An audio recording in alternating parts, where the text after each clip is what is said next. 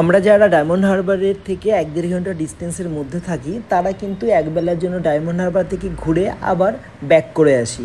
অনেকেই আছে আবার তাদের মধ্যেই যারা চায় যে ডায়মন্ড হারবারে গিয়ে একটা দিন কিংবা দুটো দিন নদীর পাড়ে একটা সুন্দর জায়গায় থাকতে। তো এখানে কিন্তু থাকার অনেক জায়গা রয়েছে, তার মধ্যে বেনফিশ একটি অন্যতম জায়গা একদম সমুদ্রের পাড়ে। আমাকে অনেক দিন ধরেই বলছিল যে এই বেনফিশের একটা রিভিউ দিতে, তো আমি সেই জন্য চলে এসেছি ডায়মন্ড হারবারের বেনফিশে। আজকে আমরা আছি ডায়মন্ড হারবারের গঙ্গা ভবনে আজকে আমরা আছি। তো এই গঙ্গা ভবনের সম্পর্কে সমস্ত ডিটেলস নিয়ে থাকছে ভিডিওটা। কী কী রুম আছে, রুমগুলো কেমন, তার দাম কত, আর রুমের কন্ডিশন কি, এখানে খাওয়া দাওয়ার কি ব্যবস্থা আছে, টোটাল সব কিছু নিয়ে এই ভিডিওটাতে থাকছে। তো সঙ্গে থাকুন। এই বেনফিশের গঙ্গা ভবনে দু রকমের রুম থাকে, একটা হলো রিভার ফেসিং আর একটা হলো ব্যাক সাইড। আজকে আমরা রিভার ফেসিং সব কটা রুম দেখে নেবো, আর আমরা যে রুমটায় আছি সেটা ডিটেলস দিয়ে দেবো। আমরা যে রুমটাতে ছিলাম সেটা ছিল সুইট এক্সিকিউটিভ। এখন আমাদের এই রুমটাই দেখাতে চলেছে। তো এই রুমটা কিন্তু বেশ ভালো ছিল। এই রুমটার প্রথমেই ছিল একটা ড্রয়িং রুম, যেখানে সোফা ছিল আর একটা আলমারি ছিল, যেখানে আপনি জামা কাপড় কিংবা কোনো কিছু রাখতেও পারবেন। ওকে রয়েছে নাকি? না রেডি হবে।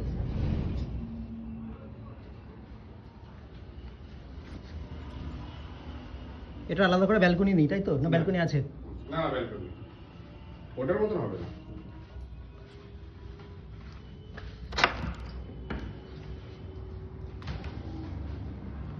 এটা কত পড়বে সবকিছু দিয়ে? এটা 2017 টাকা মতন পড়বে।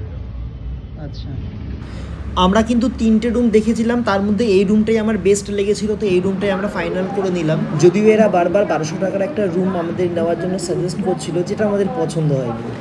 বাট এটা দেখুন কত সুন্দর খোলামেলা, পুরো দুটো দিক পুরো খোলা, আর এখান থেকে পুরো নদীটা দারুণভাবে দেখা যাচ্ছিল, যার জন্য এইটাই আমার খুব পছন্দ। তবে একটা জিনিস মনে হচ্ছিল, ঘরগুলো যদি একটু রংচং করা থাকতো নতুন নতুন, তাহলে বেশি ভালো লাগতো হয়তো আরও।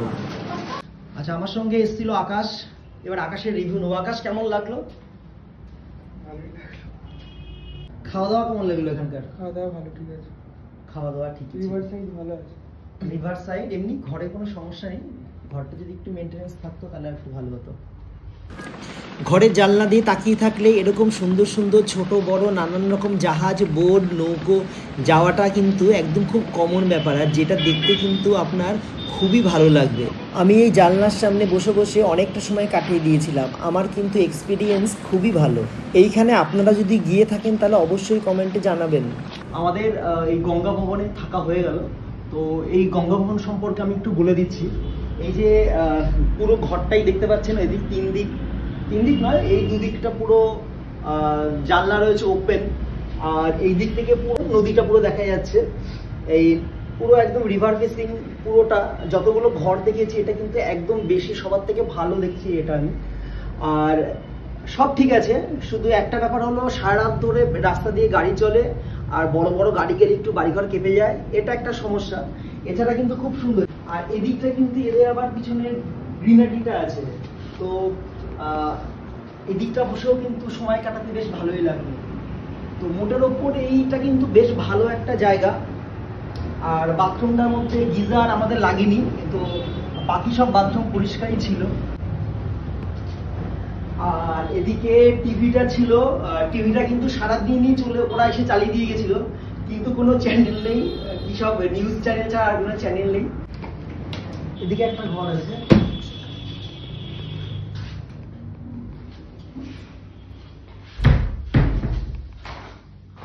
আমাদের এই রুমটার যে কস্ট পড়েছিল, এটা 1800 টাকার রুম ছিল।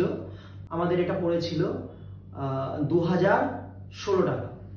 এই গঙ্গা ভবনের রুম 700 টাকা থেকে শুরু, 700, 850, 900, 1800, আর এটা ছিল 1800, আর একটা ছিল 2000 সামথিং কিছু একটা ছিল। তো যতগুলো ঘর ছিল এটা আমার কাছে বেশি ভালো লেগেছিল বলে এই ঘরটা আমি বুক করেছিলাম। এখানকার একটাই সমস্যা, একটু মেনটেনেন্সের অভাব আছে। ওখানে যেরকম দেখা যাচ্ছে একটুখানি নোনা ধরে গেছে, তো এই একটাই সমস্যা, ঘরের নোনা ধরার সমস্যা একটা আছে।